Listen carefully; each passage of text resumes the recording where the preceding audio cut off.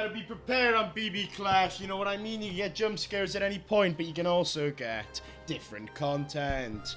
And today, I'm just gonna be looking at replays. We've got some replays here. Look, 3 in a row. Let's start watching. So we'll put this on. Essentially, right, I want to talk about the story about how I ran into a tree blindfolded, and it ended up not being ideal. Not that it sounds very ideal, I know, but still. So, I was about 11. I was at my mate's house, outside his house in my family home. So you've got a street, house on one side, like 3 houses on the other, and a big field in a wood. And you've got like 4 trees dotted around the road at the front, because nature matters. And if you have an estate with no trees, the environment is angry.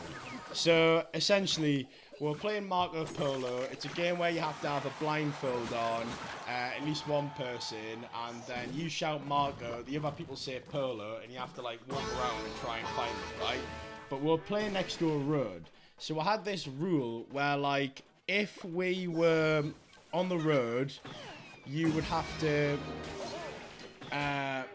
shout, like, someone would shout road. So you would go off the road, because obviously we don't want to get hit by a car. That's not ideal either. So I'm on the road.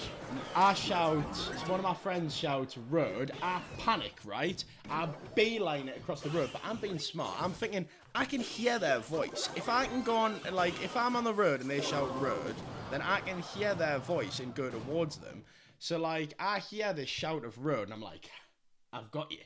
And I sprint off the road, right? I turn around and I head towards the noise.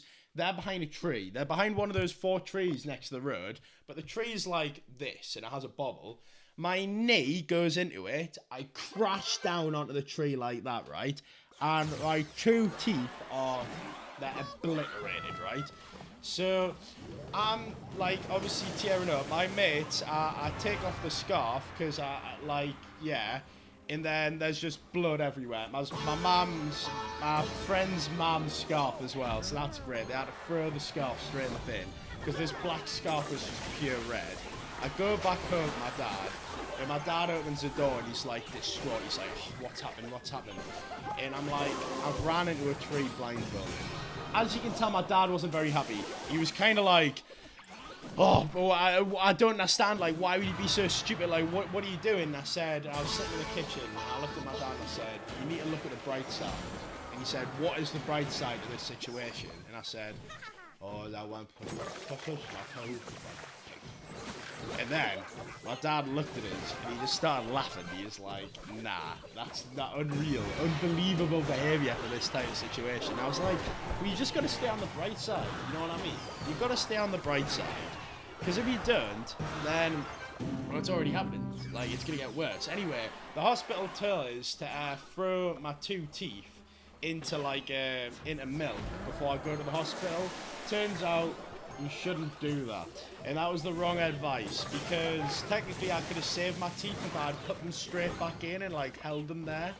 But I didn't do that. That option sounds very painful and not very comfortable, but that would have had more chance of the teeth surviving. Anyway, I got, it was the front 2. It was the front 2 teeth. So I literally ran into the tree,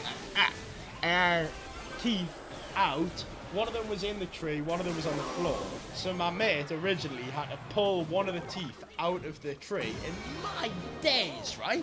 You should see how long a tooth is. A tooth is like that big. And I'm not even exaggerating here, right? A tooth is like huge. Like, imagine like a Dracula's teeth. That was definitely inspired by just seeing a tooth the other way and just flipping it around. Because this thing is like a little spear. Like, you could literally sit there with 2 teeth, right? And just be digging into your fish and chips. Like, I'm not gonna lie. It is unbelievable. Speaking about unbelievable, this win, which I've not been watching the match. I hope it's been entertaining. Bye. But yeah, that was the story. Short but sweet. Little advice for the future: don't run into trees. Also advice: don't wear a blindfold and go onto the road and think that you're playing some next-gen thing. No. All you did really, in reality there, was shit your pants because you heard a car coming and you went, "Rah!" and then went off the road straight into a tree and had to deal with that for 10 years to get these implants. But luckily, I got the implants for free, where they could have cost $3,000 because I said that people were calling me Toothless Josh at school and not being very nice. I mean, there was a couple of comments, but the dentures I had were so, like, natural, you wouldn't have been able to tell. But there was one time on sports day where I went up and I ran around the track and I fell over and my teeth came out, and I was too embarrassed to go back over the track and get a new denture because I wasn't looking for it on sports day in front of everyone, going like, "Oh, is anyone seeing my tooth?" Because I would have that would have been my, like, social credits just gone. That would have been everything gone. So I didn't go and get my denture. Instead, I went to the hospital again and got a new denture. But yeah, don't run into trees, don't lose your tooth on sports day, and don't fill your pants. That's probably a good one as well. It always comes in threes. There's my 3 words of advice for today. Anyway, thank you for watching, and see you next time for BB Clash Storytime. Oh, sailors, we only listen to the hardest stories here.